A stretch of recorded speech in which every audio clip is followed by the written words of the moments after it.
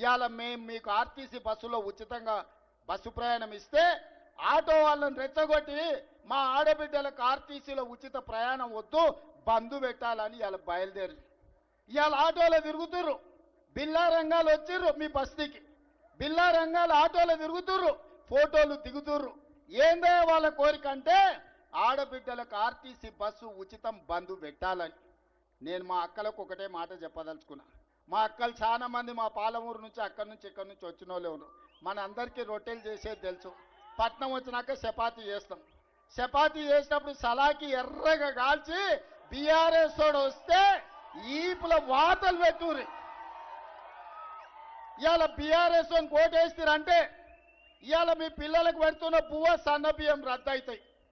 ఇవాళ బీఆర్ఎస్ తోడు వస్తే పేదోళ్లకు 200 యూనిట్లు ఉచిత కరెంటు రద్దు అవుతుంది. ఇవాళ ఇక్కడ 25,000 మందికి ఇచ్చిన రేషన్ కార్డులు రద్దు అయిపోతాయి.